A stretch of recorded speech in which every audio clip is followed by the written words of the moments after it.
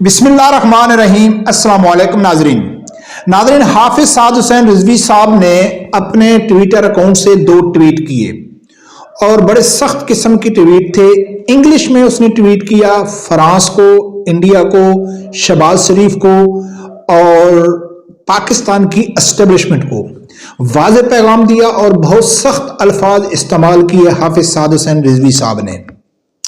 मैं कुछ दिनों से देख रहा था और मैं उम्मीद कर रहा था कि हाफिज साद रिजवी साहब का ये ट्वीट आएगा, कि वो ट्वीट आ गया।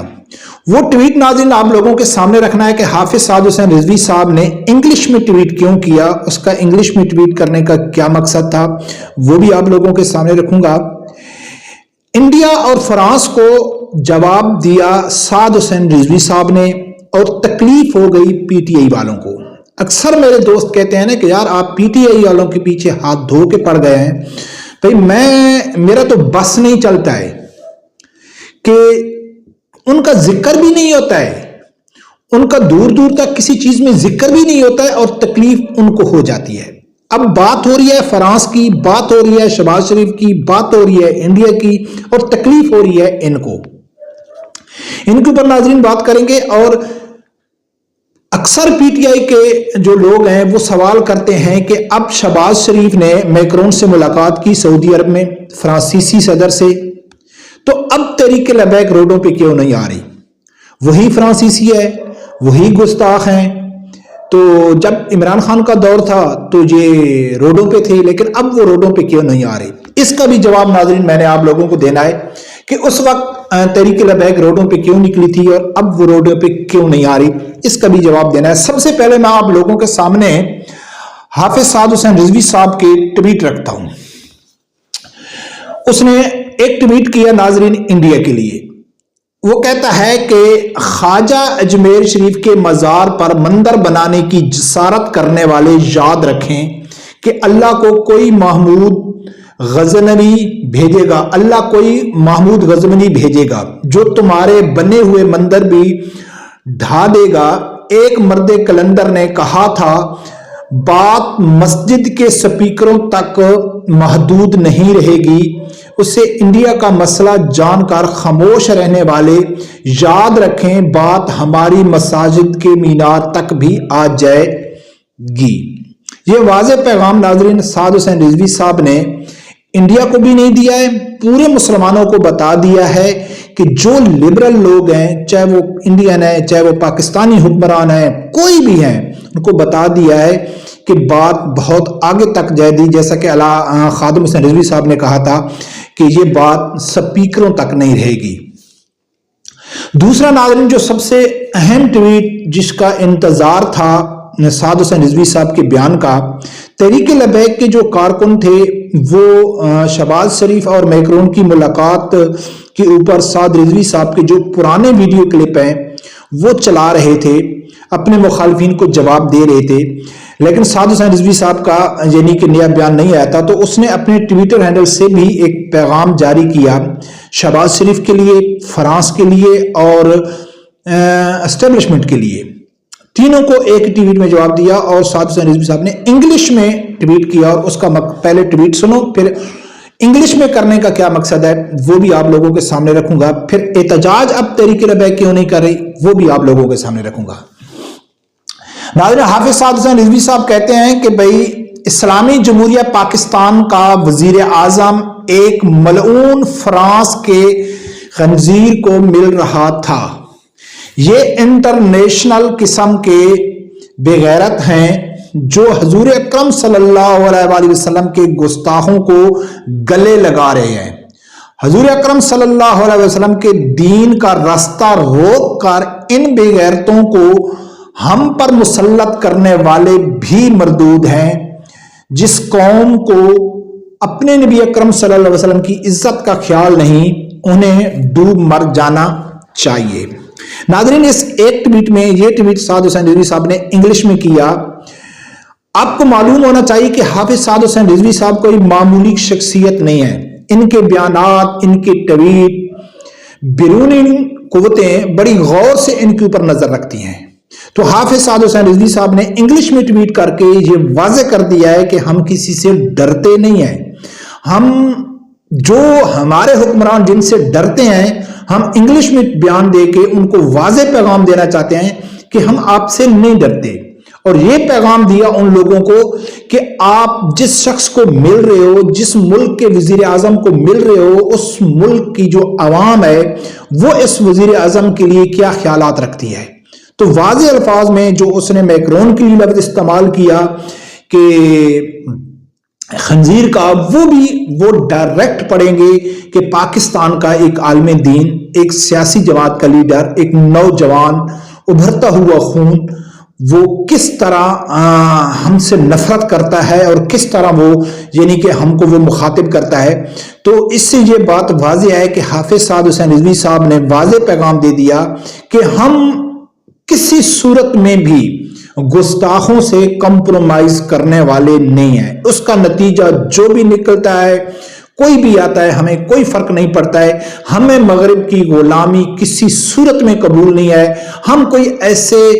یعنی کہ ایک سیاسی بیان دے کے یا یعنی کہ ایک نرم رویہ رکھ کے کہ یار مغرب ناراض نہ ہو جائے گا، یا ہم کوئی ایسا بیان دیں کہ جس سے مغرب ہمارے لیے تھوڑا نرم گوشہ رکھے، نہیں، واضح پیغام اس نے دے دیا، انگلش میں دے دیا کہ بھئی آپ سن لو ہمارے دل میں آپ کی کتنی عزت ہے۔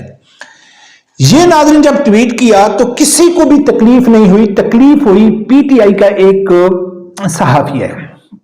پی ٹی آئی کو صحافی تو نہیں کہہ سکتے، یوٹیوبر کہہ سکتے ہیں، لیکن بڑا مشہور ہے، میں نام نہیں لینا چاہتا ہوں۔ اس نے نیچے لکھا ہے کہ ہمیں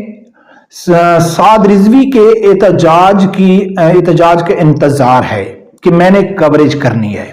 یعنی کہ پی ٹی آئی والے اکثر تحریک لبیک کے اوپر یہ اعتراض کرتے ہیں کہ بھائی جب شہباز شریف میکرون سے مل رہا ہے تو اب روڈوں پہ کیوں نہیں نکلتے؟ عمران خان کے وقت تو نکلے تھے، اب کیوں نہیں نکل رہے؟ تو سیدھی بات ہے کہ اس کا جو جواب تحریک لبیک والوں کے پاس کوئی ٹھوس جواب نہیں ہے کہ وہ ان کو دیں، لیکن میں آپ لوگوں کے سامنے اس کا جواب رکھتا ہوں۔ میں ذاتی طور پر سمجھتا ہوں، مجھے نہیں معلوم کہ تحریک لبیک کی مین قیادت کیا سوچتی ہے، لیکن میں ذاتی طور پہ سمجھتا ہوں کہ تحریک لبیک اس وقت کیوں نکلی تھی اور اب وہ کیوں نہیں نکل رہی۔ سب سے پہلے تو جواب دیتے ہیں کہ پی ٹی آئی کی جو اعتراض کرتے ہیں نا کہ بھئی اس وقت تو تحریک لبیک والے نکلے تھے فرانس کے لیے، اب بھی فرانس کا مسئلہ ہے، تو اب وہ کیوں نہیں نکل رہے؟ تو پہلے تو ان کو اپنی زبان میں جواب دیا جائے نا کہ 2014 میں تو عمران خان 4 سیٹوں کے لیے نکلا تھا، 126 دن، اب میں کیا الفاظ استعمال کروں، آپ کی نوجوان بہنوں کو، بیٹیوں کو وہ ڈی چوک میں نچاتا رہا 4 حلقوں کے لیے۔ اب تو آپ کا دعویٰ ہے کہ آپ کی پوری سیٹیں نون لیگ لے گئی ہے، آپ کی تو حکومت تھی، آپ تو اپنی کتنی سیٹوں کا دعویٰ کر رہے ہیں، کوئی 100 سے زیادہ آپ کہہ رہے ہیں کہ ہم جیتے ہوئے تھے اور وہ ہم سے یہ پورا الیکشن لے گئے، تو اب 126 دن کا دھرنا آپ کیوں نہیں دیتے؟ 26 دن کا ہی دے دو، 1 دن کے لیے کا دھرنا دے دو، کیوں اس وقت تو آپ نے 126 دن کا دھرنا دے دیا۔ ناظرین اصل وجہ میں آپ لوگوں کو بتاتا ہوں کہ چاہے آسیہ ملونہ کا وقت تھا یا فرانسیسی سفیر کا وقت تھا، اس وقت یہ تازہ واقعہ ہوا تھا، تحریک لبیک نکلی تھی اور اس کو نکلنا چاہیے تھا۔ جب تحریک لبیک آسیہ ملونہ کے وقت بھی نکلی اور فرانسیسی سفیر کے وقت بھی نکلی، اور نکل کے یعنی کہ وہ کہاوت بنی ہوئی ہے نا کہ آپ جب اندر نہیں کودیں گے تو آپ کو گہرائی کا کیا معلوم پڑے گا۔ جب تحریک لبیک میدان میں آئی، آسیہ ملونہ کا وقت تھا یا فرانسیسی سفیر کا وقت تھا، تو تحریک لبیک کو اندازہ ہو گیا ہے کہ ہم پاکستانی حکمرانوں کو جس لیول کا بغیرت سمجھتے ہیں اس سے وہ کہیں زیادہ یہ بغیرت ہیں، یعنی کہ یہ مغرب کو خوش کرنے کے لیے، اپنے آقاؤں کو خوش کرنے کے لیے، گستاخوں کو خوش کرنے کے لیے یہ کسی حد تک بھی جا سکتے ہیں۔ یعنی کہ انہوں نے ان کی بغیرتی کا لیول جو چیک کرنا تھا وہ کود کے انہوں نے چیک کر لیا۔ اب فرانسیسی سفیر کے وقت ان کو جو کامیابی ملی یا جو ملنے والی تھی یا نہیں ملی، اس سے ان کو اندازہ ہو گیا ہے کہ اب ان کے ساتھ لڑنے کے لیے ہم کو کسی دوسری حکمت عملی کے اوپر کام کرنا پڑے گا، ہمیں شاید زیادہ محنت کرنی پڑے گی، یا ان کو کسی دوسری طریقے سے ان کے ساتھ ڈیل کرنی پڑے گی کہ یہ ہم جو سوچتے تھے کہ یار یہ پاکستان کے حکمران ہیں، مسلمان ہیں، اپنے آپ کو مسلمان کہتے ہیں، جب ایسا واقعہ ہوئے گا ہم آواز اٹھائیں گے، ان میں شرم آ جائے گی، ان میں غیرت آ جائے گی، اور یہ فرانسیسی سفیر کو نکال دیں گے یا آسیہ ملونہ کو نہیں بھیجیں گے۔ تو شاید تحریک لبیک کو اس چیز کا اندازہ نہیں تھا، ان کو اب اندازہ ہو گیا ہے کہ یہ اپنے مغرب کو خوش کرنے کے لیے کسی حد تک بھی جا سکتے ہیں۔ اور میں یہ سمجھتا ہوں کہ تحریک لبیک یہ تو ہو نہیں سکتا ہے کہ وہ خاموش ہو گئی ہے یا وہ